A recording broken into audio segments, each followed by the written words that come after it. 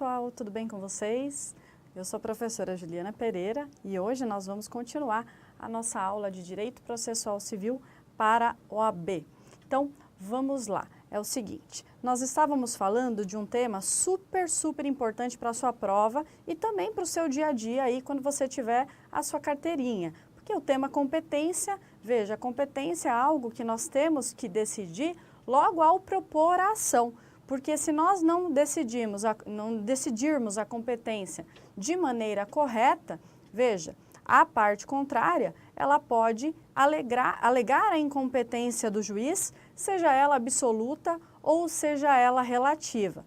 Como eu falei para vocês, algumas competências, a lei diz assim, olha, essa é absoluta. Então, veja, o que significa ser absoluta? Significa que, se é absoluta, ela não pode ser alterada pela vontade das partes contratualmente. Então, vamos lá as diferenças da competência absoluta e da competência relativa. Então, vamos lá. Olha só.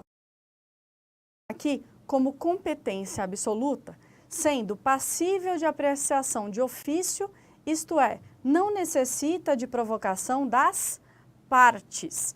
Já a competência relativa, ela está sujeita a modificações, inclusive pela vontade das partes, pela chamada cláusula contratual de eleição de foro. Você vai dar uma olhadinha lá no artigo 54. Veja, a competência absoluta, ela pode ser questionada a qualquer tempo. Isso você vai dar uma olhadinha no artigo 64, parágrafo 1º.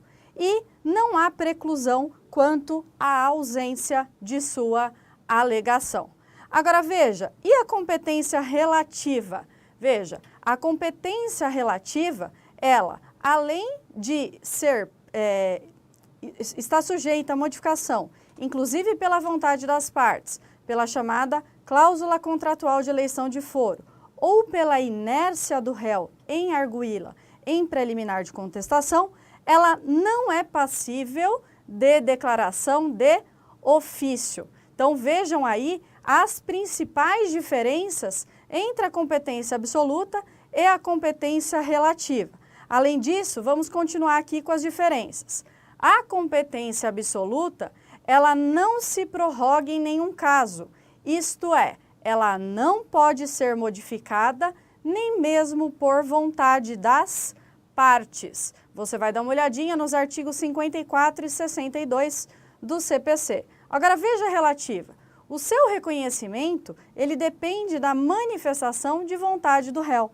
Isso está lá no artigo 337, parágrafo 5º do CPC. Na competência absoluta, a decisão de mérito proferida por juízo absolutamente incompetente, ela é passível de ação rescisória. Isso você vai dar uma olhadinha no artigo 266, inciso 2. E a competência relativa, a sua não observância não autoriza a rescisão da decisão após o seu trânsito em julgado. Veja, a absoluta autoriza a ação rescisória e a relativa, ela não pode ser considerada como pressuposto de validade do processo, sendo que a absoluta, sim, essa é pressuposto de validade do processo. Então, volta aqui comigo. Veja, você estude com atenção essas diferenças, porque essas diferenças é que você vai visualizar aí na sua prova e no seu dia a dia qual que é a diferença de uma competência absoluta para uma competência relativa, ok? Então, olha só, para a gente finalizar aí esse tema de competência, vamos aí analisar a questão da arguição da incompetência do juiz. Então, como é que você, como advogado, vai arguir a incompetência do juiz? Então, veja aqui comigo. Do Código de Processo Civil diz assim: incumbe ao réu, antes de discutir o mérito, alegar. No inciso 2 ele diz: incompetência absoluta e relativa. Então veja, volta aqui comigo. A incompetência, seja ela absoluta ou relativa, o réu ele deve arguir em preliminar de contestação. Então, você vai arguir antes de discutir o mérito. Então, imagina que você é advogado do réu, você como advogado do réu verifica que há incompetência do juízo porque é relativa e tinha uma cláusula de eleição de foro. Então, imagine a seguinte situação. O seu cliente recebeu uma citação. Ele te contratou para você apresentar uma defesa. A ação tinha sido proposta, por exemplo, na comarca de Guarulhos. E aí o seu cliente mostra para você um contrato que é referente a essa lide. E você verifica que nesse contrato existiu uma cláusula de eleição de foro, que se houvesse qualquer conflito relativo a esse contrato, a ação deveria ser proposta não no domicílio do réu, mas deveria ser proposta, isso está no contrato, por exemplo, no foro da comarca da capital. Então veja, você foi contratado para defender esse réu, você vai fazer a defesa de mérito, mas antes de discutir o mérito, em preliminar, você vai arguir, neste caso, a incompetência relativa. E atenção que tanto a incompetência relativa quanto a absoluta, elas são arguídas como preliminar em contestação. Não existe mais no novo Código de Processo Civil aquilo que nós chamávamos de exceção. Então, não existe mais defesas como meio de exceção. Hoje, você vai arguir aquelas questões que eram arguídas em exceção, como, por exemplo, a incompetência relativa, você deve arguir na contestação como uma preliminar. Isso é muito importante para a sua prova e já foi cobrada na OAB essa questão de acordo com o novo CPC, ok? Então, vamos lá continuando a nossa aula e agora você vai ver comigo, nós vamos fazer a análise do artigo 45 do CPC. Veja, o artigo 45, ele é um artigo que muitos alunos sempre questionam o professor, porque acham difícil entender essa questão do artigo 45 e interpretar o artigo 45. Mas você que está fazendo nosso curso, agora você não vai mais ter dúvidas. Então veja comigo. Tramitando o processo perante outro juízo, os autos serão remetidos ao juízo federal competente se nele intervier a União, suas empresas públicas, entidades autárquicas e fundações ou Conselho de Fiscalização de Atividade Profissional, na qualidade de parte ou de terceiro interveniente, exceto as ações. Então, atenção para as exceções. Primeiro, de recuperação judicial, falência, insolvência civil e acidente de trabalho. Inciso 2, sujeitas à Justiça Eleitoral e à Justiça do Trabalho. Então, olha só, o caput do artigo 45, ele busca disciplinar as hipóteses em que o artigo 109 da Constituição Federal, ele define a competência da Justiça Federal em confronto com os casos em que o processo originariamente tramita perante a Justiça Estadual. Agora veja, as exceções, recuperação judicial e insolvência civil, por se tratarem de ações coletivas universais que buscam unir todos os credores do devedor para acertamento de seus créditos, deve ser considerado como competente o juízo universal e não a Justiça Federal. Então, vem aqui comigo, veja, o artigo 45, ele está reforçando, na verdade, a competência da Justiça Federal, que está lá no artigo 109 da Constituição Federal. Então, veja, se eu tenho um processo que tramita aí perante a Justiça Estadual e, de repente, veio nesse processo, por exemplo, a União, então, veja, neste caso, vai deslocar a competência da Justiça Estadual para a Justiça Federal. E aí você não se esqueça dessas exclusões, como, por exemplo, recuperação judicial e insolvência civil, como eu falei para vocês, como são ações coletivas universais, nestes casos específicos, que são as exceções, não vai haver o deslocamento desta competência. Então, continuando aqui, a análise do 45, você vai ver no parágrafo 1º o seguinte: os autos não serão remetidos se houver pedido cuja apreciação seja de competência do juízo perante o qual foi proposta a ação. E olha o que diz o parágrafo 2º. Na hipótese do parágrafo 1º, o juiz, ao não admitir a acumulação de pedidos em razão da incompetência para apreciar qualquer deles, ele não examinará o mérito daquele que exista interesse da União, de suas entidades autárquicas ou de suas empresas públicas. Veja, no parágrafo 1º ele quer dizer o seguinte: se houver pedidos que envolvam as demandas estabelecidas nos incisos do artigo 45, que são as exceções, não será possível a remessa dos autos ao juízo federal. Agora veja o parágrafo 2º. Havendo pedidos cumulados, se algum deles for da competência do juízo, junto ao qual foi proposta a demanda, como por exemplo a falência, não deverá ocorrer a remessa dos autos, cabendo ao juízo de origem julgar apenas aqueles pedidos que se incluem no âmbito de sua competência. Então veja, neste caso o que ele quer dizer? É vedada a apreciação do mérito pelo juízo comum do pedido em que existe interesse da União Federal, de suas autarquias e de suas empresas.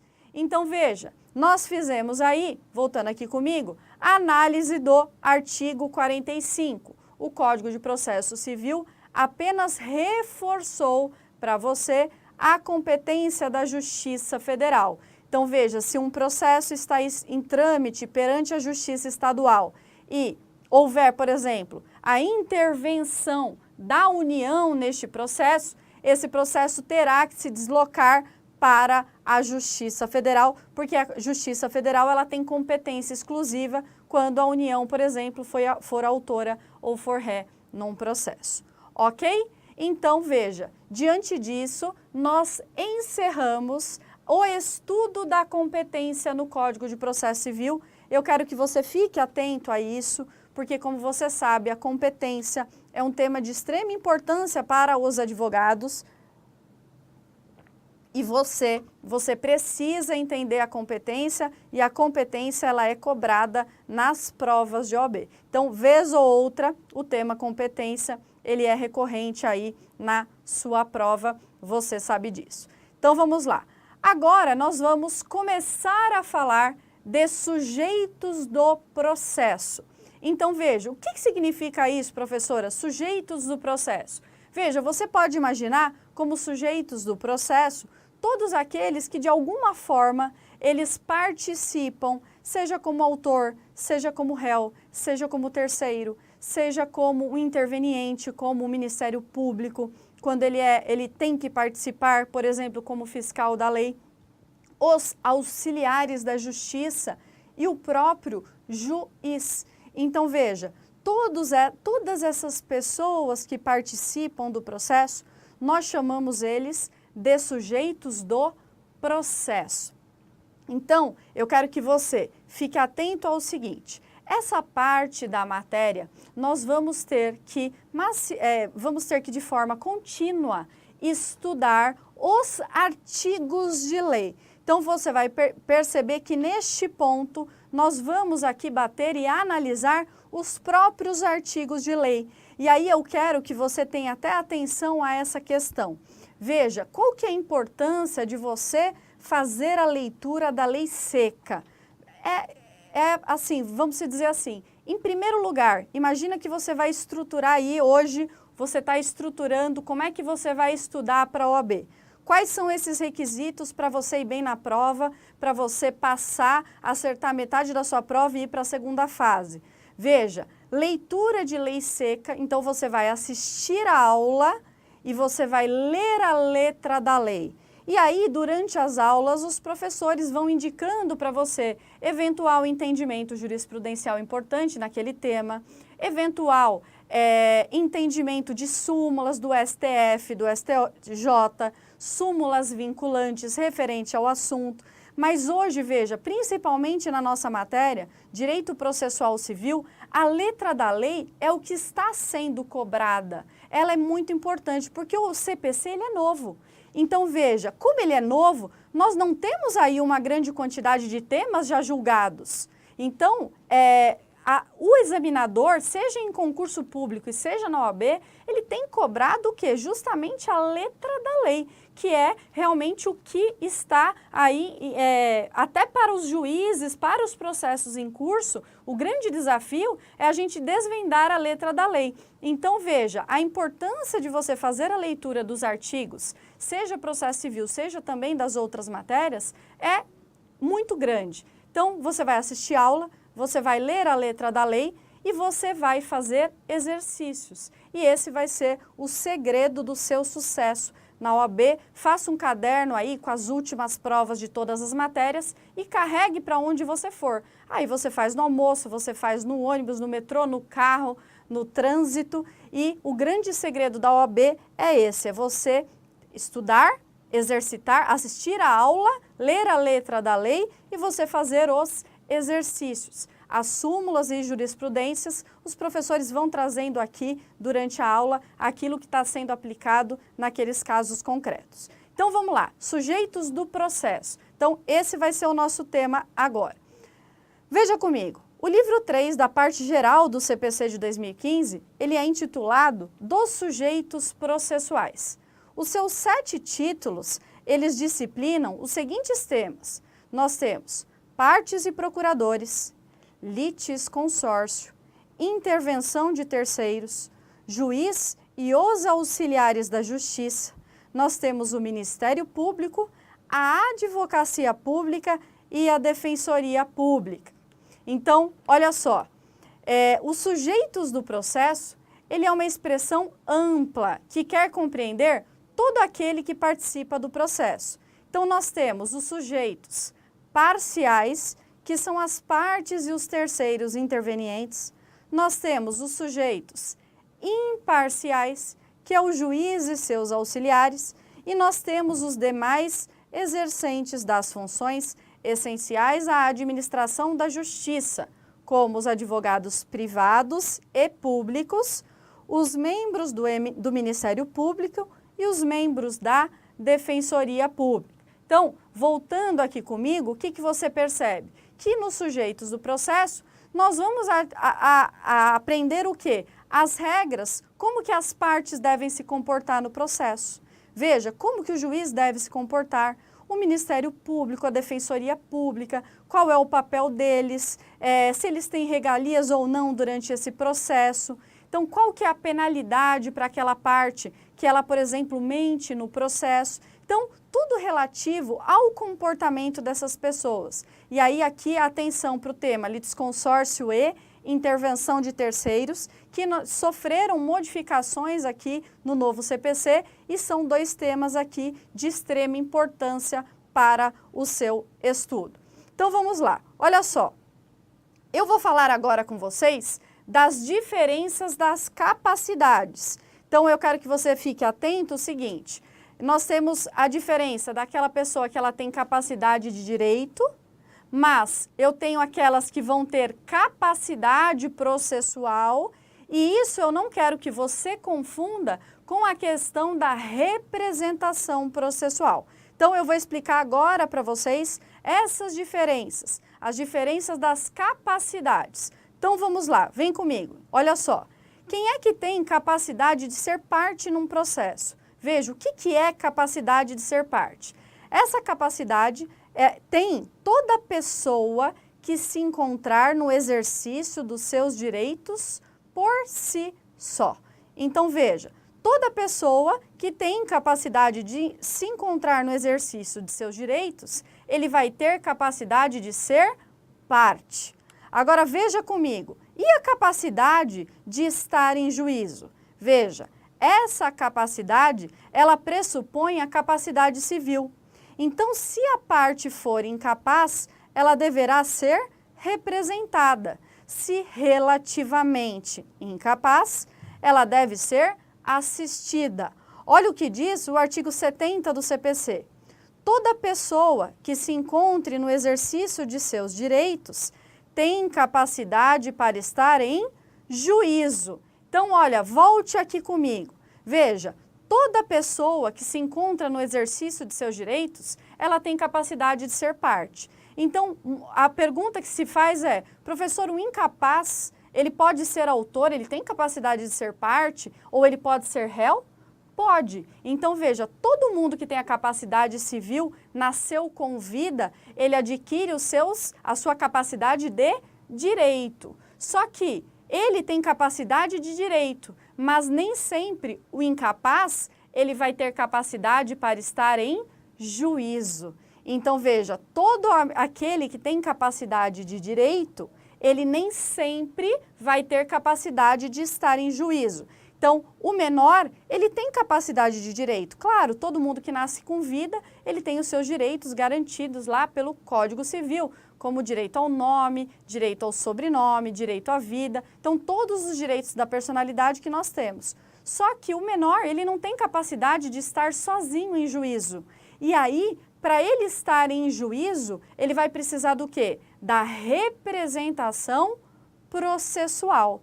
Então, o menor, ele pode ser parte, sim, ele pode ser autor, ele pode ser réu. Imagina que alguém, um menor, recebeu uma herança. Então, recebeu imóveis de herança. Então, está tudo no nome dele. E ele tem lá uma pessoa aqui, um representante, que toma conta de seus negócios, e esse representante, ele passa a não pagar os impostos, por exemplo, desses imóveis.